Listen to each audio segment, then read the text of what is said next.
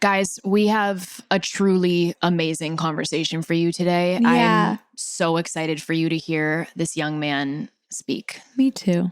So today on the show, we have Shea Simmons. We first saw Shea, admittedly, on TikTok. Carly sent me a video in the middle of the day, and I ended up hysterically crying. Shea is just an incredible human, but he has a real story of triumph through addiction. And even more so, he lost 3 younger siblings in a very, very tragic car crash 2.5 years ago. And he has found so much purpose through his sobriety journey that he's been on and through this life of service that he's kind of ventured into. And this conversation is so incredible to me. And I'm so grateful that he came to speak to us today. I really am. Me too. Shea has a warmth, a gentleness, wisdom, fortitude that is so palpable. It really whisks you away, kind of.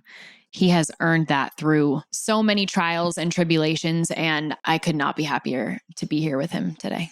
I just want to say before we get started, addiction touches so many people. It has made a massive impact on our lives. And I'm so grateful to Shea for being willing to be honest about his experience, the wins, the losses, the dark times, his thought processes, and how he's been able to get to the place that he is today.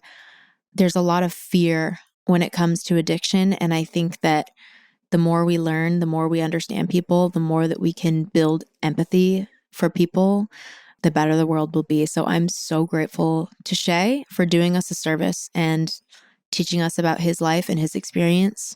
We want to dedicate this episode to his 3 siblings, Lindy, Cameron, and Christopher. Shea talks about his journey through addiction and his journey through grief and how they overlap and at times fuel each other. And at times the grief becomes the motivator for the healing. And he has an unbelievably graceful outlook on grief and on people who make mistakes. And what a pleasure to learn from him and just to know him, because now I consider Shea a friend. Same. Okay. Wow. Shea? What affords us the pleasure? Yes. Thank you guys so much for having me. This is truly an honor. I'm honored. No, I'm I'm honored honored. Okay, too. so for the tiniest bit of backstory, we came here on a whim to talk to you because we felt so connected to what we saw of your story. And that was only the tiniest sliver. I am so excited to just get to connect like human being to human being. And this is the type of stuff that makes me remember what's so beautiful about being alive. Absolutely. So you have been through a lot. And we're going to ask you a lot of questions about it because I love to understand how people persevere and get through their lives. And I mean, you have such a beautiful perspective on things. And I just want to know how you got there. And so we are really going to get all up in your business today. Totally fine. Let's do it. Oh, hell yeah. That's what I like to hear, people. Yes. We got an overshare on our hands here. Exactly. With No 2 shame. over. Yeah, exactly. No shame. I love that. There is no shame in this room at all. Absolutely Not when you're talking no to us. shame. Okay, so I think it's only right that we start at the beginning with you and just get to know you and your journey. And your family is going to be a big part of this conversation. So I definitely want to understand where you come from. So if you wouldn't mind telling us a little bit about how you grew up, where you come from, and your family background and all that. Absolutely. So, born in a small town in Louisiana, like 4,000 people, like 2 stoplights in the whole town. So very small, but in the deep South, it's like tough guys, no feelings, and whenever I was growing up, a lot of the feelings that I would have, it felt like I was wrong for having those feelings, and like, it was no fault of like anyone in my life. It's just how people were raised out in Louisiana. So, it was like anytime I ever felt inadequate or not good enough or something, it was like a lot of shoving those feelings down, So I definitely grew up with like insecurities. And from that, it's like things just built up Also grew up with 8 siblings. So wow. Where are you in the pack? I'm number 3. So 2 older, and there was 6 younger. Still are 6 younger. There still are 6 Yeah. younger. Yeah. And so growing up, obviously my parents were amazing. You know, like they did everything they could for us, but it wasn't like a lot of one-on-one time as far as like, hey, I'm going through this. It was just my parents were always busy, you know, so it was like a lot of those feelings I couldn't share about. And I think that's what started my whole journey with addiction, you know, which didn't know much about growing up. You know, I was taught that if someone has a drug addiction, they're just a bad person, you know, so it was just like, I didn't think that, you know, it could be just anyone. I thought it was just like, oh, a homeless guy is someone that has a drug addiction. Like that can never be me. Yeah. You know, and then my addiction, I think it started as a young age, but it's just like the effects of it started whenever I was like 18, 19. Okay. But yeah, that's a little background. I'm a huge baseball guy. So I played baseball my whole life, and that was like my identity. And so that was one thing that whenever I stopped playing baseball, it was like I lost my identity, got injured, and started with getting prescribed pain pills. And then that just turned into, oh my God, all those feelings I've ever felt in life just went away. Wow. You know, and so it's like. So how old were you when you got injured? So I was 19. So that's kind of when it first started. Okay. But even in high school, like whenever I had my first drink, it was just like, I don't care about those feelings that I had. I don't care what you think about me now. Like, and then it just kind of progressed from there. It was, I was actually working in a restaurant and was talking to one of the guys that worked with me. And I was telling him, I'm like, yeah, I got prescribed pain pills. I took one before work. And he was like, well, I'm on 4 of them. And I was like, what? How's that possible? And he showed me, and it was like those little small perk 30s. He was like, this is equivalent to 4 of them. I was like, there's no way. I didn't know anything about drugs. Yeah. Anything. Yeah. And he was like, go in the bathroom, snort this, and come out. I went in the bathroom, snorted it, threw up 3 times. And it was the best I've ever felt in my life. I was like, I have arrived. Wow. I've found the answer to my problems. I'm curious about, what was your personality type like? Were you shy? Were you creative? Were you sensitive? So I was very sensitive, but wasn't allowed to show that in a way, you know, like it was just like, you're a man, be a man, but I have the feelings. I just couldn't share them. So very confused about that growing up. But I have always had an outgoing personality. Just, I was so worried about what other people thought of me. Like, oh, I feel like I can't talk to this person, or whenever I am talking to them, like they're judging me. Maybe I'm not saying the right things to feel cool and things like that. So it was a lot of just insecurities about myself, and just never knew how to handle that, and thought that it wasn't normal because it was like, you don't share that in Louisiana. You don't share that you're insecure. I think a lot of people could relate to feeling like they're the only ones that feel like they don't fit in. Yes. I think a lot of us feel that way in our heads and don't voice it. And it definitely can lead, I think, to a wide variety of behaviors where we are coping unhealthily or masking our feelings or shoving our feelings away. And I think it always comes out somehow in some way, shape, or form. I want to go back to something that you were saying about the feeling that you had when you first started using and you made up your mind that you felt this was an answer to your problems. I wonder, how long did it last that you felt like this was a positive addition to your life? Like, when did it turn into something that you realized was a serious problem? I think whenever I first realized that it was a problem, it was like 6 months in, and I finished my prescription. And then all of a sudden I got like deathly sick, and I'm like talking to my friends. I'm like, I feel like I have the flu. I have no idea what's going on. They're like, well, did you do anything different recently? I'm just like, I finished taking my pain meds. And they're like, dude, you're withdrawing. And I'm like, what does that even mean? They're like, when you stop taking drugs, like you withdraw from it. And so I was like, well, how do I stop this? They were like, you either go through it for a couple of weeks or you just keep taking it. And I was like, well, I'm going to keep taking it, you know? And so that turned into finding like stronger drugs, which was like the stronger Percocets. And then it's a very expensive habit. Yeah. Very expensive.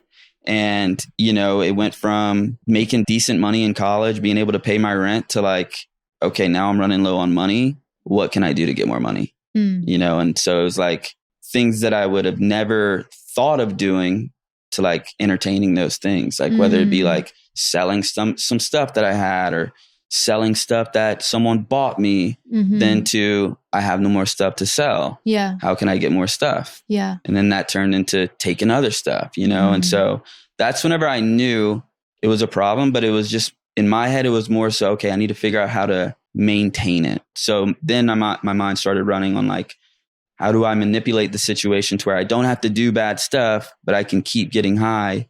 And it just kind of just snowballed from there. And then multiple car accidents of, you know, not really nodding off at the wheel, but just not paying attention or something like that. And, you know, or hurting people, lying to people, you know, it just, and then it's like it's such a cycle because it's like you have guilt for doing what you did. And then the only way to get rid of that guilt is to get high and forget those feelings. Yeah. Then you sober up and those feelings come up and it's just like, I don't know how to deal with these feelings. And then just a cycle of never ending. Yeah. Thank you for sharing that. I think about that. I think about that so much, you know, because loving an addict is such a roller coaster of an experience. And you come to understand that there's the addict and there's the person, and making sense of who was at the wheel at what time is really interesting as a sibling or a daughter or anything like that. But at the end of the day, you seem like such a sweet, gentle heart. And I think so much of the time people who do struggle with addiction are the tenderhearted ones that aren't able to process their feelings, you know? So that's so real, that kind of cyclical situation where the guilt fuels the addiction and it continues, you know, you do such a huge part of addiction is manipulation. Right.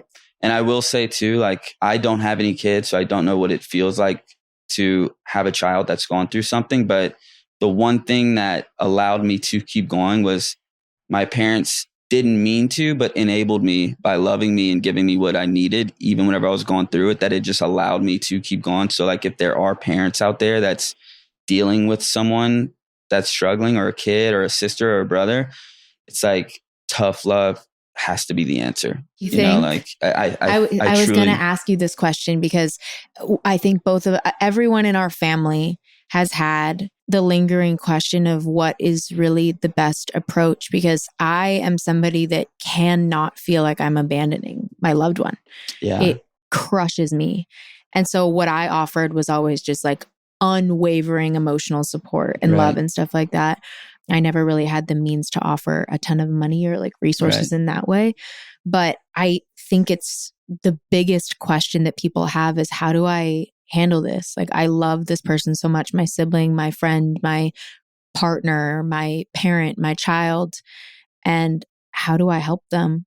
It's so tough because how do you basically cut off someone that you love? You know, like, and cut off, I mean by like financial support or letting them borrow your vehicle, stuff like that. Like, my parents just always did whatever we needed. And if you're, you know, an addict, it's like the drug will make you manipulate. You know, it's like me as a person never was a manipulative kid or anything like that. But it was like the addiction was so strong. It's like I would lie to you to get high. Makes me emotional. Yeah, me too. And I really appreciate you sharing that. Of course. Because it's so honest.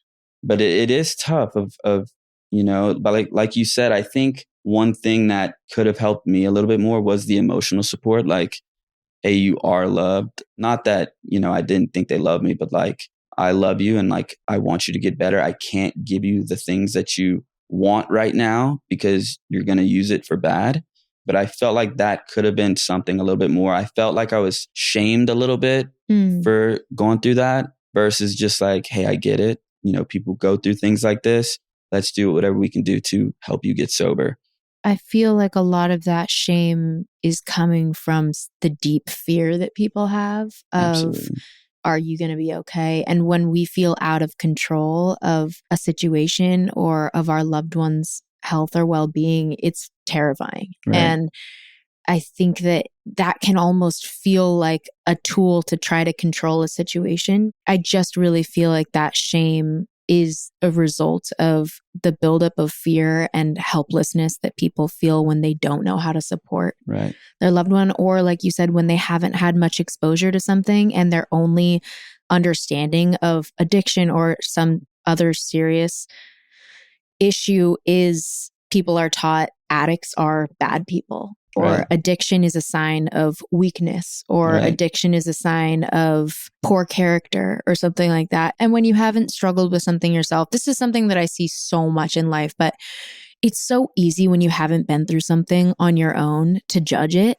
Absolutely. to assume that you yourself wouldn't fall into something Absolutely. because that specific thing isn't something that you've had to go through personally. And I think that that's just such a lesson in empathy as a human being in general. Right. You know, it's for me, it was like drugs were my solution for how I was feeling inside. You Yeah. know, the insecurities or living in fear, you know, scared to be alone, or, you know, so many fears that I experienced where it was like drugs were my solution to not feel that. Yeah. You know, so it's like you take away the drugs, you're still feeling that inside. So it's like, let's get to the bottom, you know, the root of the problem, which is, you know, it can be different for everyone, but it's like for me, like, you know, not knowing how to navigate that, I turned to drugs to like just push it down. So you started struggling with addiction at 19. You realized that it was a problem not too long afterwards. Yeah. How long were you using until you got sober? Because I know that you got sober at least once before this point. So I've gone to rehab 3 times total. So I think the first time I was 20 or 21, and the manipulation started whenever I went to my first rehab. It was like I was there for a week. Then I call my parents and I'm like, I don't want to be here. I promise I'll stop. Whatever you guys need. And my parents, as much as they loved me, were like, okay, come home. So I left after a week, and it was like, okay, I'm going to try and just not do drugs. I'll still party and have fun and all that stuff. I'm just not going to do drugs. That lasted maybe a month before I started tampering with it here and there. And it just blew up in my face again, you know, and I can't remember the exact thing of what happened where it was just like, I got to go to rehab again. But then maybe at the end of that, maybe 9 months later, after my first rehab, I went to my second rehab. Actually tried to do the same thing, like a little boy, Mom, I'm scared. Can you let me come home? And it was just, they were like, no, you have to stay. And so it was my first like realization, like, okay, like I got to just deal with what I put myself, like I built this house, I got to live in it. Completed that. And I just never really had any intentions of like, I think it was more of like, I'm scared to look inside and face who I am. Yeah. Like I'm scared to figure out who I am, because what if I don't like what I find? Yeah. You know? And so it was like, whatever I could do to avoid that. And so I got back from that rehab. Again, lasted maybe a month or two. I mean, it's funny, like my friends in Louisiana, I got back from that rehab and they greeted me with like a margarita, like totally just defeating the purpose, you know? And it was like me, I'm like, of course, you know? So I was going to ask kind of if anybody in your inner circle struggled with addiction, or what the energy was around it. Was it just general partying that people were doing, or did you feel like other people were kind of fueling? Partying. I had a pretty tight-knit friend group. There was like 10 of us. And my best friend, my childhood best friend, his name was Julian. He was the only other one that struggled, but his was more so alcohol. And I remember I was in high school one time and he told me, he was like, I just don't like being sober. He passed away in 2020, which we can get into that a little bit more in a second, but it breaks my heart too, because I tried to help him get sober and he just couldn't get it. And that's another thing that I struggle with. It's like, of all the things I've been through, what makes me different? Why am I still here? Like, I feel like I don't have that much to offer to the world. Like, what is it about me? And it's like something that I'm trying to learn, that like, Shea, I do have value. We drove 8 hours this morning because your spirit was so bright. Yeah. Okay. Thank you guys. I want you to understand you have a lot to offer the world. Yeah. And I'm very grateful to be here sitting with you. But I empathize with that because I understand those feelings. No, and I think that it is such a gift to the world to be willing to open your heart. And clearly that's something that you struggled with doing your entire life, was to be able to open yourself up to, like you said, seeing who you are, let alone sharing who you are with everybody. And we all have such fears of opening ourselves up and wondering, are people going to like us when we do this? Right. That's just so normal. Right. But you also just said something that was so powerful. Am I going to like who I am when I open myself up? Right. And True. that's the shit right there. True. That's where it really gets real right there. Yeah. Because once you can get right with that, I'm sure you're learning, as am I. Other people's opinions are, I can't even hear them. Right. Once I'm tapping in with myself and asking myself, revealing myself to myself, Right. that is really what you just hit though. Yeah. Is, am I going to like who I am when I open myself up? And Right. that's something that, how are you going to live with that if the answer is no? Exactly. That's what the fear tells you. Right. How am I going to be able to live with that if I find out that I don't like what's in there? Exactly. Once I cut myself open, Absolutely. No, yeah, it's something that I've worked on a ton and still do work on a daily basis. But I think that was a big root of why I couldn't stop getting high. It was just like, why should I stop? So I want to hear about your siblings and what happened there, Absolutely. because addiction is in and of itself such an intense life experience. And then grief is another monumentally perspective changing life experience. And the emotional toll it takes is so heavy. And I can imagine that pairing the intensity of the emotional experience that is grief and loss with being in the midst of addiction. Yeah. And one thing that I struggled with that I am still working on was like the connection with God. So I grew up in a very religious family. So the week before my siblings got killed, it was December 10th. I was struggling, but like not too bad, but it was getting to a point where it was like, all right, I'm surrendering. Like I was sober for 2 years in California, relapsed, moved to Louisiana, and I was just miserable. And it was like, okay, like I'm surrendering again. Like it's time to get sober. And I got a sponsor that night. I went to a meeting and we went through This was December 10th of what year? 21. Okay. And so the first 3 steps in, the 12-step program is basically like you admit you have a problem and you believe that there's a higher power and you turn your will over to that higher power, and that was like the first thing we did. Like, hey, like you need to make a decision. Like you have to trust God. And the next Friday, the 17th, they got killed. So it was like, trust God for what? Like, this is what I get for trusting God. So immediately, I mean, the night that they got killed, I remember like I can play it in my head where I was, what I was doing. My dad called me. Hey, mom and them got in a bad accident. You need to get to the hospital. And I was right by the hospital. And my parents lived like 40 minutes away from the hospital they were going to. And so I was like, oh, I'm right near the hospital. I'm going to go right now. So I get to the hospital and no one was there yet. And then I call my dad. I'm like, they're saying they're not here. And then all of a sudden I see 2 ambulances pull up. And that night was a nightmare because I see my mom pull up and I see Marissa, who is still on my heart to this day. That was Christopher's girlfriend, the sweetest girl in the world. And I still can't imagine, what she deals with on a day-to-day basis because they were young and in love. Like they had their lives planned out, and she was in the car that night when they got killed, and she survived and my mom survived. And it was like for the next 3 hours, we had no idea where the siblings were. No one could tell us where they were, so we're searching for like an hour trying to figure out, hey, like, where are the kids? They're like, we don't know. The cops are like, we don't know. Everyone went to different hospitals. And so we're just like trying to figure it out. And then we're calling around. And my sister got in touch with one hospital and they were like, we have a Jane Doe. She maybe fits the description of who you're looking for, but like you would have to come. Then while she was on the way there, we saw a news article.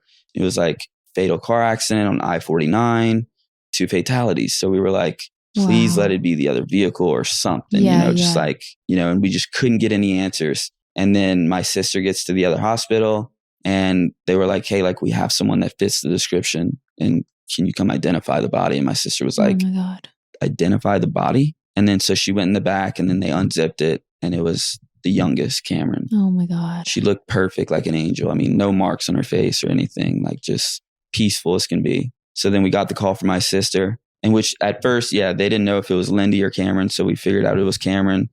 And then they got confirmation that Lindy was still stuck in the vehicle and she, died on impact. So we were like, okay, well, at least we'll know that Christopher's okay. Yeah. And so we're searching hospital to hospital. And then she finally found like a 5th or 6th hospital in this town called Bunkie. And it was like an hour and a half away from where the accident was and where we were. And she went in and they were like, can you come identify the body?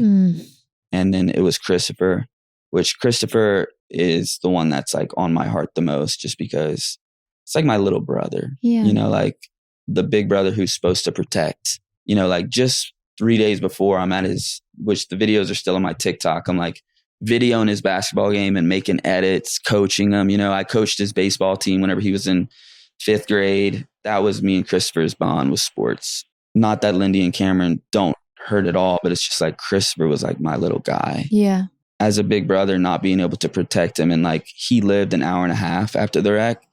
And that hour and a half of him just being alone just rips me apart, wondering where's his family at? Why aren't we with them? That's something that is still tough to work through, because it's like his last moments, like he probably felt so alone.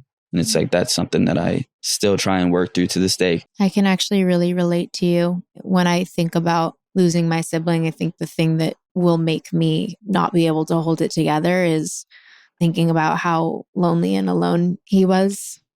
It comes to me often and it fucks me up every time. So I can really relate to you on that. I'm so sorry. So yeah, it's just like I left the hospital that night, and it's like, it's a memory that just haunts me. Like I can't get it to leave my head ever. But it's like, I remember every single detail of that night, who showed up. Whenever my mom showed up in the ambulance, like she was conscious and she couldn't look to the side because she had a neck brace on. And I grabbed her hand. She had no idea what was going on. And like, I'm like, Mom, it's going to be okay. And she like knew my voice. She's like, Shea? I'm like, I'm here, Mom. It's going to be okay. And they took her into surgery, and she was already asking about Christopher, Lindy, and Cameron. And we were like, we're going to figure it out. But she, as a mom, she just automatically asking. And we couldn't even tell her until like 5 days later what actually happened. Would you be willing to explain like the circumstances around the accident, what you know of it? So I know that the guy, his name was John Christopher Lundy, which is another thing. Lindy, my sister, and his last name was Lundy. And then the guy, he went by Chris, but apparently he just got drunk that night, and he got on the interstate and was driving the wrong way, and was doing 80 miles an hour. And people had reported it, and there was actually a state trooper tailing him, like going on the right side of the road, but he couldn't do anything to stop it. And so they hit head on. If you look at the vehicle, it looked like a bomb went off, Oh my God. But I hold on to the fact that I don't believe this guy had malicious intent that night. I think he made a bad decision to get drunk and drive, but I hold on to the fact that this wasn't a bad guy. He just made a bad decision that night. Damn, you're strong. I have an immense amount of respect for you allowing yourself to have empathy for someone who caused you so much pain and your family so much pain. And I completely understand anybody who isn't able to get to that place of empathy that you have for this person who made a really, really bad decision.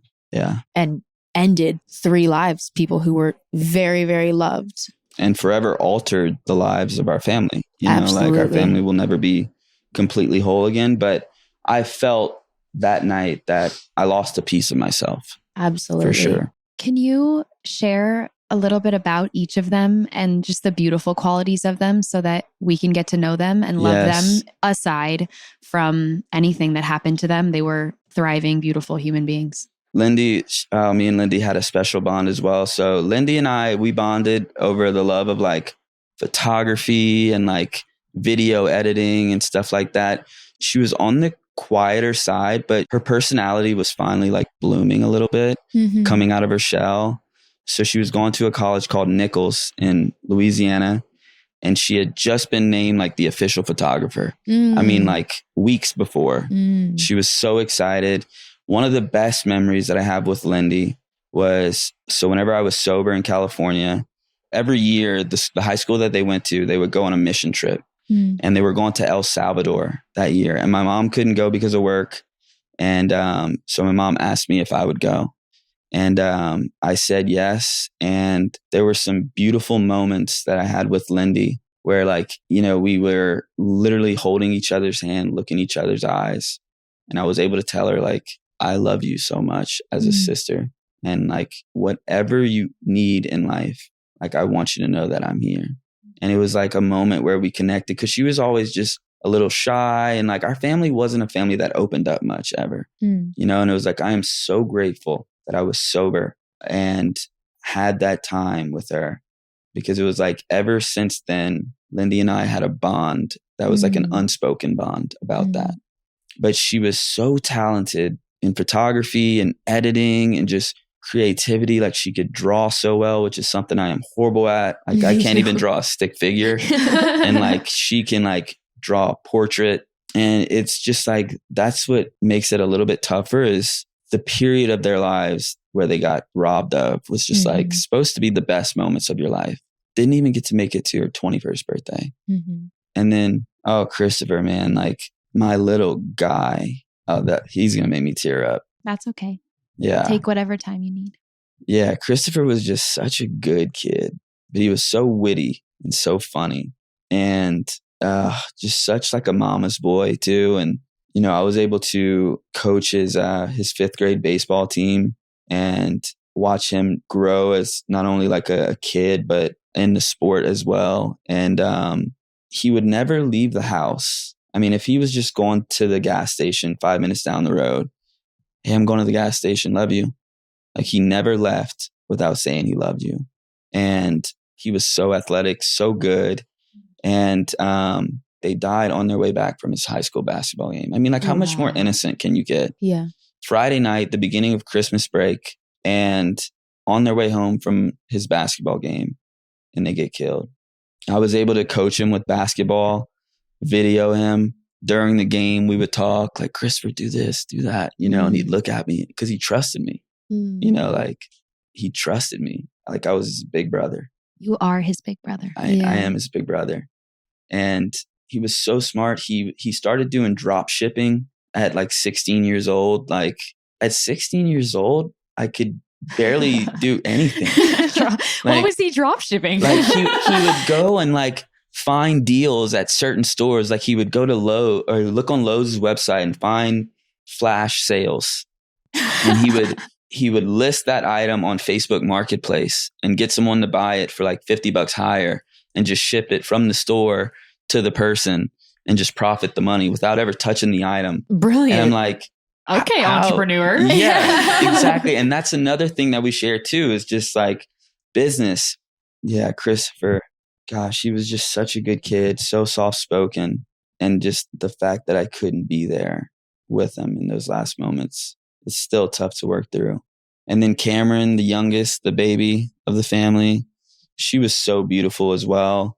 And gosh, she could sing so well.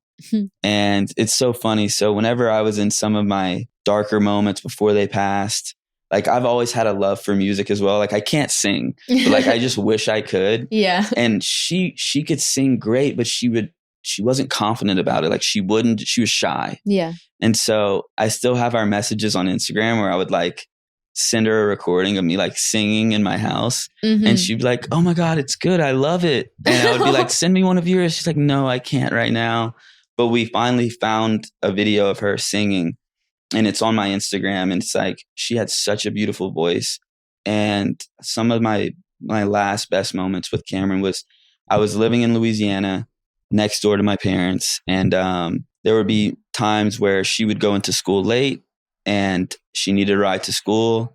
And so I would drive her, and she'd either just got her permit or didn't have it yet. So she like technically wasn't supposed to be driving, but her school was like 20 minutes away on the back road. So I'd like let her drive and like, don't tell mom. Like, and it was the coolest thing. And she was so sweet. She loved Stranger Things. She loved 21 Pilots. And another one that was just growing into her personality finally. And she was so excited. Her birthday is January 27th. That's our mom's birthday. Really? January 27th. And whenever I tell you, she was so excited to start driving, turn 16 and start driving, and a little over a month away. And she didn't get that, you know? So it's just like milestones that they didn't get to hit. Yeah. Lindy not being able to reach 21, Christopher not being able to reach 18, Cameron not being able to reach 16. But they were beautiful souls. They sound like it. Yeah. And it's a reason why I know that I can't hold any sort of hate or resentment at this guy, because it's like, I plan on seeing him again, and it's like, I know the path to getting there is just like, I can't hold hate in my heart for someone who had no, I'm assuming no malicious intent. He died as well, the guy. I don't even know if I mentioned that. And people ask me too, like, are you mad that he died? Like, would you have rather him live? And it's just like, listen, like, what happened is he did die. I can't ponder on the fact of what didn't happen or what if, because that's just going to drive me crazy. I don't know what his intent was that night. I've, just been through a lot of struggles in my life to where it's like, maybe he was struggling. Yeah. Maybe he had a problem with alcohol, but I don't think he meant to kill 3 innocent kids that night. You have an immense amount of empathy. You do. Seriously in awe of your ability to, like just what you said of, I plan to see them again. And the way that I get there is by holding love in my heart. Like, that's amazing. Yeah. I want to understand your process through this. You spoke about the night of and how traumatic that experience must have been. And I want to know, like, what was your response kind of right in the aftermath personally to this huge amount of grief all of a sudden? At first, it was just anger. A lot of that anger was directed towards God. If you're a loving God, like out of all the things that I've done in my life, and you're going to take those 3, I was done with God in that moment. And I was done with any sort of hope and care about my life and what I want my life to be. It was just like, I felt a piece of myself in that night. And like, the wreck happened at around 9 at night. And we were probably at the hospital until 2 a.m. And I went straight to get high. Like, I had no intentions of stopping after that either. It was just like, I don't really care what my life amounts to anymore. That's out the window. And yeah, it was a really dark place of just a huge resentment towards God and anger at God and anger at how could, not only did he allow that to happen to my 3 siblings, but also to my mom of all people. Walking into, 2 weeks later, walking into the funeral home, we had a private viewing.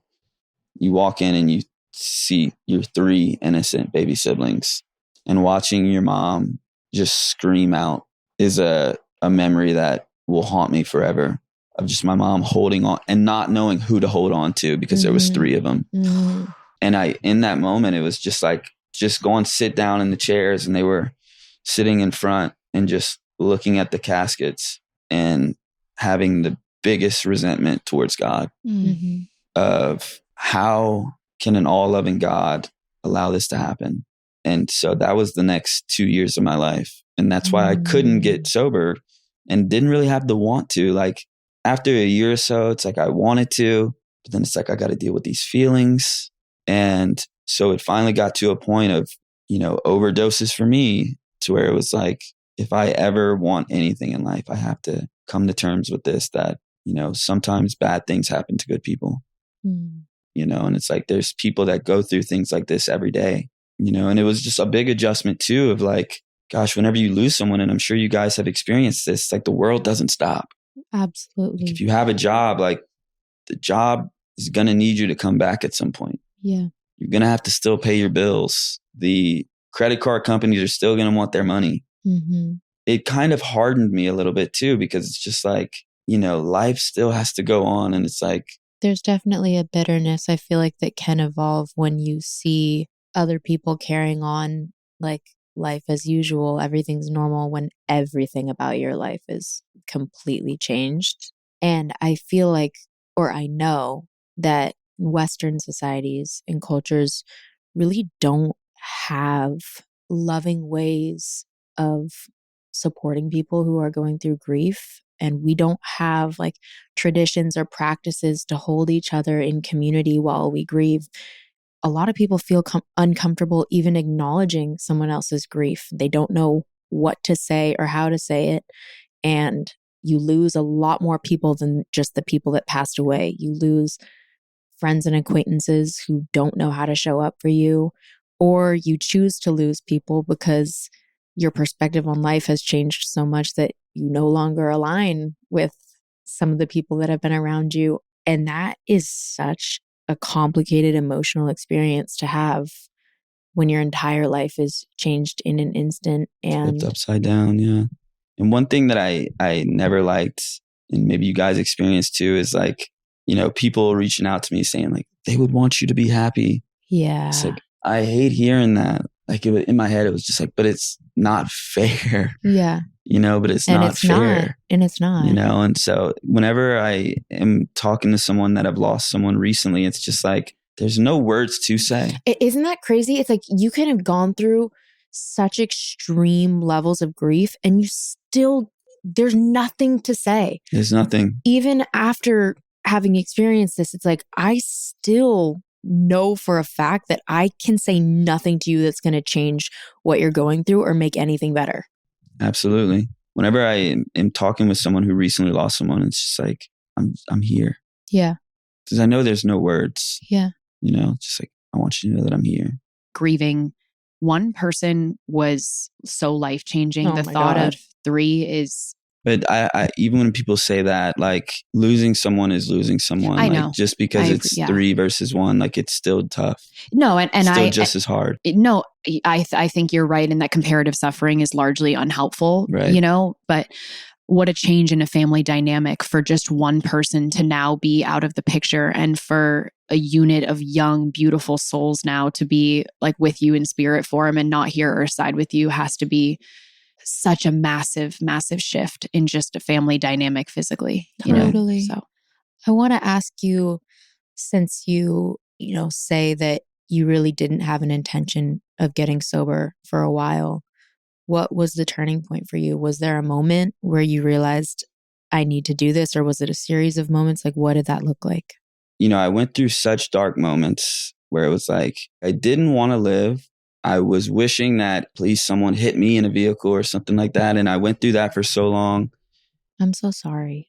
It came down to like, my mom is a big reason why, because I saw her, going to the cemetery every single day, cleaning their graves every single day.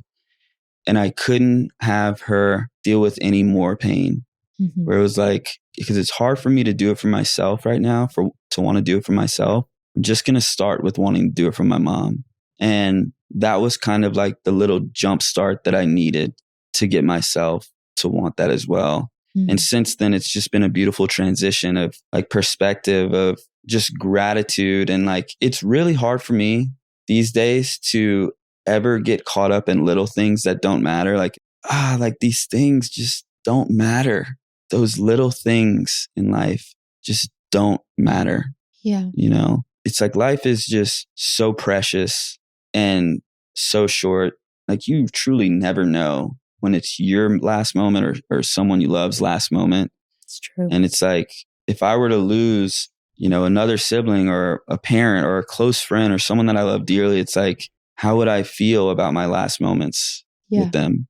So can I ask you, how did you get here? Because you've spoken so much about how you didn't feel either capable or just any desire to face the emotional experience that you knew was inside of you and face yourself. So how did you go from not wanting to become sober to then deciding you were going to try for your mom and then for yourself, to full on facing a lifetime's worth of really painful emotions and like working through that? Like, what was your process? How did you do it?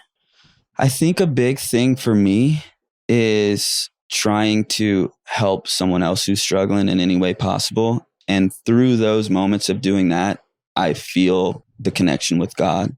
Like, that's when I feel God, is whenever I'm connecting with someone who's struggling and I see a little bit of hope come to them in that moment. It's like someone who's been, who's overdosed 30 times and they pick up a 30-day sober chip. It's like, that's God. That's God, which is God for whenever I picked up 30 days sober. It's like, I can't do this on my own. Like, me getting 30 consecutive days sober, I can't do that on my own. Tell the world how many days you've been sober consecutively. So it's in the 4. So March 11th is my sobriety date. So for that video, I did a count of how many days it was. We have to figure out what your day is it's and probably celebrate like you. 435. Damn! Let's go. Yeah. I guess this is a logistical question. Did you end up checking yourself back into rehab? Was it a cold turkey situation? How did you go about that? So I attribute a lot of this to my best friend, Patrick Johnson. I lived with him in California. We both got sober together. He's now got 9 years sober. Wow. Let's go, Patrick. Yeah, he's one of the most amazing guys that I have in my life. Just one of those people where it's just like you don't come across many people like that. Like I'm sure you guys have come across people like that in your life. It's like, that's a special person. Yeah. You know, he's someone that I've learned so much from, just like the power of discipline, you know, doing hard things whenever you don't want to do it, doing it like you love it. Like I've learned so many little things like that, and just so much wisdom from him that he drops little dimes of wisdom. And it's just like things click. Like just the other day, for example, we were at the lake in this boat, and we were kind of in this little cove. We had the anchor down, we were swimming, and they had this other boat, and the guy was trying to start his boat, and it was just not cranking. It was just like spinning. And so we were like, what's going on? He's like, it'll start. I need to give it a little time. And then probably an hour and a half later, we're going to leave. And he's like, the guy's like, I might need you guys to tow me. And like, none of us wanted to do it. Like it was a far tow, and like, we didn't know these people, but we did it. And it's so insignificant, but it did something to me. But as we towed the guy in, he came up and he tried to give Patrick money, and Patrick's like, I'm not going to take your money. You gave me the opportunity to do something good. And it's just like, it seems so insignificant, but it like switched something in my brain where it's just like, whenever someone needs help, it's not like it's you have to do something for someone else. It's like, no, you gave me the opportunity to help myself by helping you, and it's just like, anytime someone needs something or they're struggling, it's like, helping them is so much easier. Whenever I think of it, it's like, you're giving me the opportunity to help you, which in turn helps me. Yeah. You find your power through service. Through service. You find your peace and your power through service. Absolutely. I was going to say, what I'm hearing from you is community, spirituality, and service. That's what I'm hearing from you. Absolutely. But this time around, so I was living in California with him, and we both started a business, and his business, we were both doing good. Then I relapsed and I lost a lot of stuff, and he stayed sober, and which it just goes to show you the power of like what sobriety can do for people. I mean, this guy was homeless for the longest time and has this beautiful life today. And gosh, he's one friend that has stuck by my side, because a lot of my childhood friends and whatnot, like rightfully so, had to distance themselves from me. Like, and I don't blame any of them for that. Like I would have done the same thing. And everything that I had been through, he stayed there. What can I do to help? What can I do to help? What can I do to help? And, he had moved out to Arizona, and he just had a newborn baby. She was like 1 year old.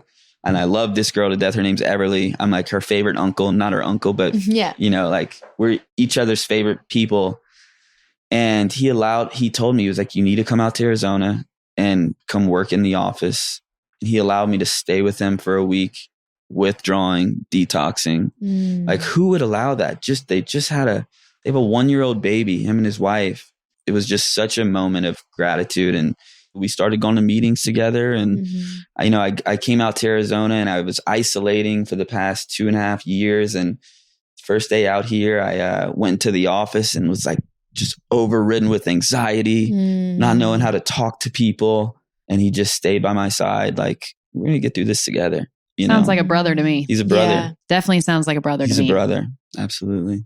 And I'm still cleaning up the wreckage of my past. Like my life is not perfect to this day. Like I, got sober with tax debt, this type of debt, clean up this, old traffic tickets. Like and if I looked at it as everything that I have to handle, if I looked at it getting sober, like right away as just one big mountain, I wouldn't have been able to get sober. It's like, but it's just like, I'm alive, one thing at a time. Like it will be okay as long as I trust God, I clean house and help others. It's like, that's the motto. Trust God, clean house, help others. That's beautiful. I know that I will be okay as long as I keep that as just the theme of my life. Can you tell me what your grief journey has looked like as a sober man, and how you've managed your emotions through sobriety and all that comes with that, but also in such an early stage of losing your siblings just a couple years out? It's still something that I'm working through, because the feelings were pushed down for so long, and it's like I get sober and it's like they're coming up here and there and here and there. What are your tools? I suppose, I guess, because it's an ongoing thing for all of us, of course. So I think the biggest tool is just the people that I'm surrounded by and sharing what I'm feeling. Yeah. Like I surround myself with men way more knowledgeable than I am at this point in my life.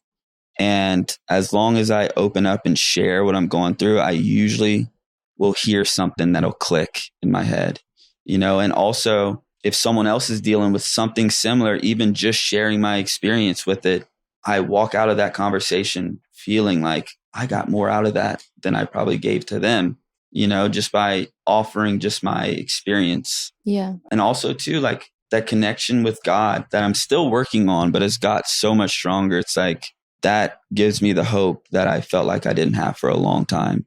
I just try and stay in a state of gratitude as much as I can. And I'm not perfect at it. But even then, like I try and pick up journaling and stuff like that. And it's just stuff that I've never done in my life before. But it's just like, if I want the life that I want in my head, it's like I have to do things that are new to me and sometimes uncomfortable, and like sometimes I don't feel like going to a meeting or going pick up a new guy who just got sober that needs a ride to the meeting. I don't feel like doing that. Yeah. But it's like what I get from that, gosh, it's like I almost missed out on that feeling by saying I don't feel like doing this. So it's like anytime I don't feel like doing something, it usually means I need to do that. So expression and service and community, I feel like is and showing up. We've heard this so much from so many people recently that like you just never know what you're going to be missing out on if you don't show up. And all these little moments that you're talking about, necessary connections are made in our brain that help us continue to move forward. Like little moments of validation. Like we'll get some sort of message through somebody else or through a conversation or something that validates where we're at or where we're going or continues to motivate us in the direction that we're going. And yeah, showing up has been such a topic of conversation for us recently. And service too, I think, is such an underrated thing. Like I don't care if you're a day sober or how, whatever you're going through, it's like you have value to someone. Because I think that is a big thing that people that are struggling with addiction and just struggling with mental health, depression, anxiety, feel like I don't have anything to offer. But it's like, that is so not the case. So not the case. It is so not the case. Like just sharing your experience, someone will get something out of that. And then you will walk out of that feeling so much better and like give you that hope that you're dying for. It's like no matter what you're going through, you have something of value. Yeah. You might not see it yet, but you have it. Definitely. So you mentioned the place you've gotten to about how you feel about the man that took your siblings' lives. And I'm curious to know how you got to that point. How did you get to a point of empathy the way that you did? Because that could have been me. That could have been anyone. You're so right. It could have been anyone. It could have been anyone. And I know I'm not a bad person, but that could have been me that did something like that because I've made mistakes in the past. My mistakes are no better. Yeah. It's just their situation ended up being a lot more drastic. Yes. But it's like, how would I feel if that would have been me? Yeah. I would have known deep down in my heart, like I would be crushed. I wouldn't know how to live with myself if I would have took 3 innocent kids' lives. It's just something in my heart. I don't know this guy at all, but just something in my heart tells me this guy did not set out to do that. I commend you so much. Me too. I could not think higher of you. I want to be more like you. Yeah. That is, I mean, it definitely shows so much humility too, because I do think that the way that a lot of us get through life is by saying, well, that could never be me. Like Absolutely. I would never do something like that. I would never find myself in that situation. I think it's a defense mechanism and it makes us feel safer from potentially experiencing really hard things in life, to be able to tell ourselves that we have certain levels of control or that we could be able to foresee certain outcomes. And that's not to say that people definitely do make conscious and positive decisions. Hey, I've been drinking. I'm not going to drive. And that's a very important thing to talk about. It's important for people to make those decisions and not put other people at risk. And at the same time, I know for a fact that there are lots of people who would never, ever, ever want to harm someone who have had a couple drinks, gotten a little bit buzzed, and decided, I think I'm good enough to drive home. And really horrible things can happen, and they happen fast. And that's just one scenario of something extremely tragic that can happen in this lifetime. And so for you to be able to express after the trauma that you've experienced and the amount of grief that you've experienced at the hands of this person who made that decision to drive, for you to be able to be that humble and say, this could have happened and it could have been me. Your ability to maintain that perspective of grace and empathy for somebody who's caused you a lot of harm is very human. Yeah, and I don't want it to seem like, hey, it's okay if you drink and drive and kill someone. Like, no, not the slightest bit. But, you know, like I hate what he did. Yes. I hate that he decided to do that. But I can't sit here and point the finger and act like I've been a saint my whole life. But I do want people to know out there what it can do if you decide to be irresponsible and drink and drive. Yeah. Because, you know, what I've learned in life is every time I judge the situation or judge the person and said that can never be me, it ends up happening to me. Boy, oh boy. It ends up happening to me. I would never do this. I would never do that. How could you do that? It's like I end up doing it. So it's like anytime someone's going through a situation, it's like zero judgment. Like that could happen to me. And then out of curiosity, I mean, how do you guys have any hate or anything towards anything that happened with your brother? Honestly, yeah. You do? And I hate to admit that to you It's because fine. you're No, so gracious. But no, again, trust me, it was hard for me to get to that point. And I think that when it comes to what happened to Ryan, he experienced injustice after injustice, and he never experienced justice. And it was at the hands of a lot of different people over and over again. And I think that my anger really is directed towards abuse of power and towards systems of oppression. I'm very triggered by judgment. And I think that it's hard to dissolve for me internally my anger towards systems that are still working in the same way that they were, that really broke my brother's heart and his spirit. And I still see them doing that to other people today. right. And so it continues to feed my frustration and my overwhelm because I don't want what happened to him to continue happening to people, but it is happening to people every day. And that can be very overwhelming for me emotionally, honestly. Yeah. You know, I'm exploring my relationship with my creator right now. I'm a deep, deep, deep believer in divine timing and things happening outside of my perfect scope, but inside of the divine's perfect scope. This did not align with what I wanted in even the slightest, but I have to believe in something bigger than me. It wasn't my choice, but it did happen. And in that way, I find peace in understanding that I'm not the one moving the puzzle pieces for any of us. And I find peace in knowing that my brother is free. And this wasn't my vision of free, but I do know that his soul is very much so free from his addiction, from his confinement, from his suffering in general. I think something that really hurts me is this wasn't his idea of free. He wanted to live and he loved life. He loved being alive. You know, I would be lying if I said that we confine people and there's a group that's supposed to be keeping our loved ones safe. They're doing the time for whatever they were convicted of. You know what I mean? But the neglect part of it is very hurtful to me because abuse, not just neglect. The abuse and the neglect is really, really hurtful to me because for him to advocate for himself as an addict, it's so difficult to even, as a man, it's hard to ask for help. As an addict, I know it can be very hard to ask for help too. So it's incredibly hurtful to me that he asked for help and that he wasn't given the respect. And I feel like it's not lost on me, the irony. Like if you listen to any of the episodes that we've done about Ryan, he was constantly asking for someone to listen to him and to believe him. and to hear his pain and to hear his truth. And it's not lost on me that his last moments were spent alone after asking for someone to listen to him and to help him. And he was never extended that. And that hurts me. And I fucking hate that he was alone. That's something that it really haunts me. I get that.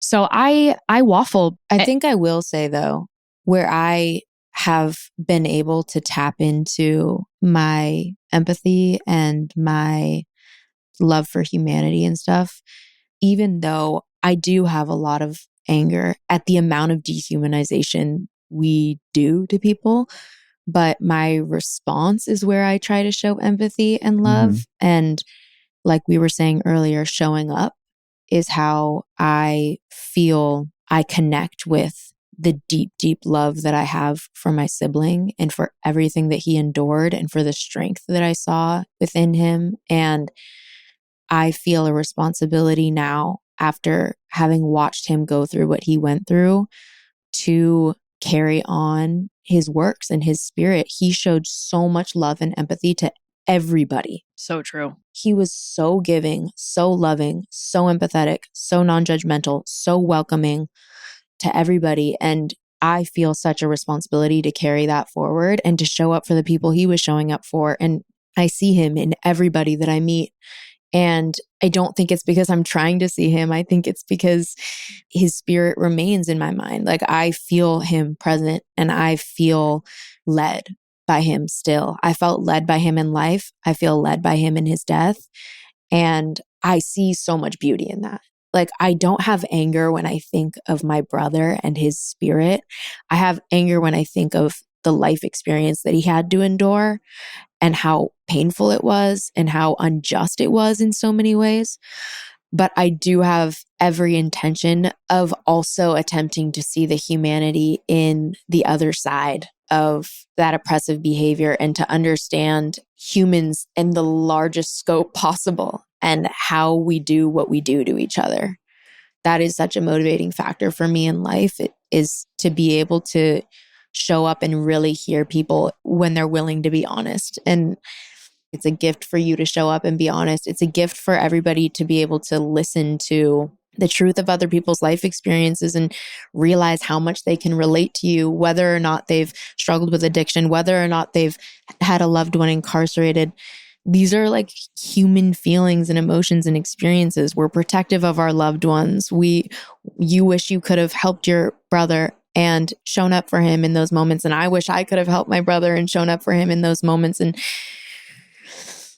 this is just life. Do you think it's shifted your perspective on like what's important in life and what's not? Like Absolutely.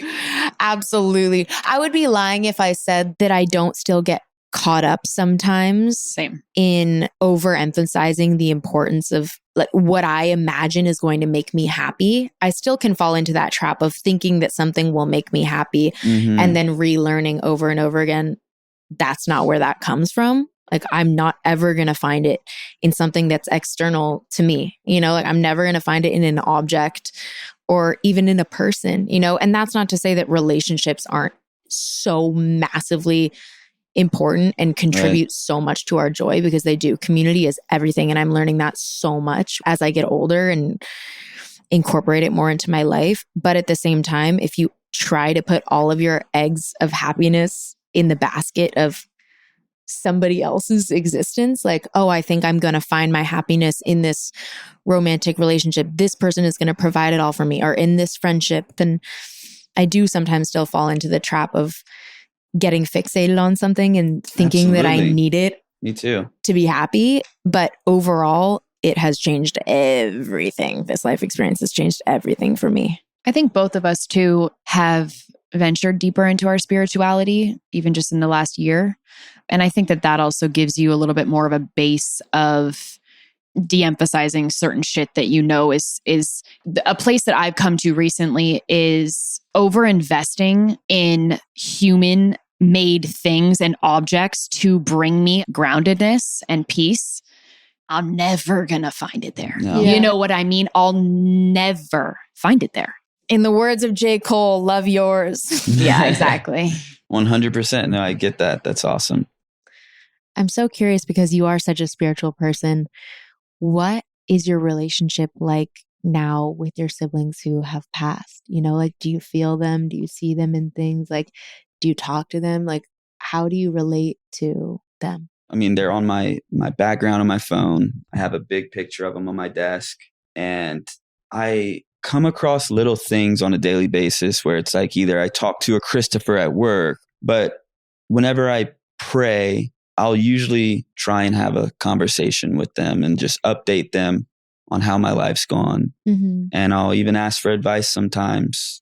Christopher, what would you do in this situation? And it's weird. It's like sometimes I feel like the answers come to me. Yes. You know, Absolutely. It's so weird how it works out. You know, and like sometimes I'll, you know, be in the car listening to 21 Pilots and be like, Cameron, this one's for you. Mm-hmm. And just by myself in the car, just singing it out loud, Mm-hmm. you know, and just little things like that. And then sometimes I'll go through times where I'm just like, not angry at them, but just like, gosh, it's so annoying that you're not here for me to tell you this in person. Yes. You know, like I want to know what your response to this would be. Yes. I relate so heavily.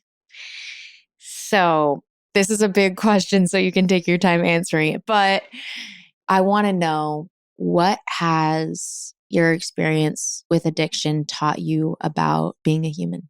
That's a good question. I mean, so many things. At least the first thing that came to mind is that it's not about the destination, it's about the journey.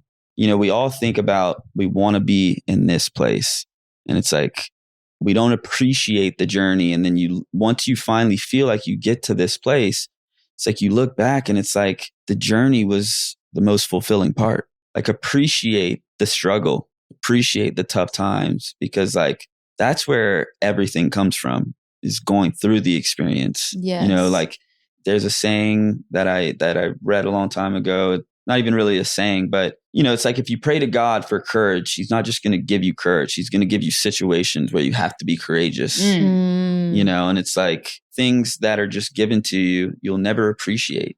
Man, I love that. Yeah. You know, Damn, I like, needed to hear that. You know, it's about the journey, the struggle. It's like appreciate that, lean into that moment, because it's something that you can get so much from. I've taken the easy way out so many times in life of like, I don't want to deal with this, so I go around it or whatever the case is. But it's like every time I lean into the fear, that's where I get the growth. Mm-hmm. You know, like leaning into whatever the fear is or whatever I'm anxious about. There's a lesson in there of why I'm feeling that way. The hardest part is feeling stuck, but it's like you can get so much from that moment and the struggle of getting out of it. It's like, that's the growth. That's the most important part. Definitely. And like you said, it's not about the destination, it's about the journey. I think anytime you arrive in one space, there's just a new landmark that you're going to try to go for. It's so true. It's never enough. And so at a certain point, you have to just, if you really do want to meet any sort of peace internally, you do have to be in some way, shape, or form welcoming the present moment for what it is. Otherwise, it's like, yeah, it's a constant escapism. And something else you said about going through an experience rather than around and trying to take the easy way out of your pain or your fear. To me, it's like every time I avoid a situation that I'm afraid of or that to me would seem like this is going to be really hurtful. And I'm not talking about using my wisdom to avoid causing myself pain or putting myself in a situation that's clearly going to be painful, but things that you know are necessary struggles to go through, and avoiding those, I feel like they just keep getting bigger and bigger. Like you're going to keep getting punched in the face and then you're going to get knocked out. Like it's just, it keeps growing. And like the ability to face things head on, even though it's so painful in that particular moment, in the long run, it saves you so much pain. Absolutely. I think on that same vein, what have these last couple of years of this grief journey taught you about life and humanity and yourself, your own humanity? Bad things happen to good people. Life is not fair. And to just really be in the moment and appreciate the experiences, the people. Gratitude really is one of the biggest things that I've learned, which is odd because it's like I lost my 3 siblings and now I'm learning gratitude. Yeah. But it's, you know, gratitude is what has gotten me through so many days. Yeah. So I just try and get it to, whenever I'm going through something tough or think I'm going through something tough, it's like, let's go back to the basics. Like, I'm walking today. I'm not in a hospital bed today. I still have my parents today. Like, there's just so many people that don't have things that I have that I would die for. Like, Yeah. 2 parents. Like, I wouldn't know what to do if my mom died. And I know that day will come at some point. But like right now, I would be lost without my mom. But like, there are people who have lost their mom, so it just shifts my perspective of if I'm dealing with something, it's like, let's go back to the basics. I can walk today. I can call my mom today. Like, I woke up, like, things can always be a little bit worse. And it is good to dive if you're, feeling a certain way, like, explore those feelings. The feelings are valid, but for me, I just try and get myself back to the basics. Because those were things where I didn't know if I was going to have at one point, so I just try and get back to the basics. Totally. Okay. So my final question, since you're a man of service, if there's anybody listening today who is contemplating getting sober or wants to get sober or is trying to get sober, what advice would you give them or what would you say to them? So I know for me, what helped me the most was, it's different for everyone, but a 12-step program, finding a solid group of guys or a solid group of girls that are on the same journey as you. And to literally, the saying one day at a time, it's like, gosh, I can't stress one day at a time enough, because whenever I was getting sober, I had such a big hill to climb. And if I thought of the hill that I had to climb, I would have never got sober. Mm-hmm. So it's like, I've got all these things I got to take care of. And it's like, if I thought of all of that at once, I couldn't have done it. I would have been overwhelmed. Screw this. I'm going to get high. Mm-hmm. So it's literally, sometimes it's one minute at a time. It does get better. We're so used to instant gratification. You're feeling a certain way, you go get high, instantly you get that gratification. It's just retraining yourself on it's like, that's not reality of how life works. Mm-hmm. But again, my biggest advice is go and help someone else, and that's so hard in that moment. So I don't even know if that's the best advice, but every time I showed up to a meeting a couple days sober and I at least tried to offer myself to someone else, it's like that gave me the hope that I was dying to have. Getting myself out of my own head and offering of what can I do for this person? It's like we think our situation's the worst situation in the world until you go and hear someone else's situation. It's like, damn, could be worse. Facts. And no shame. No shame. Trust God, clean house, help others is what gets me the most. That's where I get the most. But having a solid group of men around me is what helped me get sober this last time, and I found that from the program. Go get involved, community. We can't do this alone. We cannot do this alone. Go get involved, find someone you can help, and it does get better. It doesn't always get better right away, but it does get better. Beautiful. It's a journey. Shea, you're the shit. You are a legend. Wow. What a pleasure. Shea, straight from Arizona. What an absolute pleasure to Thank spend you. time with you. Thank you so much. Thank you guys. You guys are amazing. Honored. I love what you guys are doing. Thank I think the internet needs to hear some real stuff out there. So, and they're going to hear it straight from the mouth of Shea today. Straight from Shea. Drop your mic, Shea. You're done.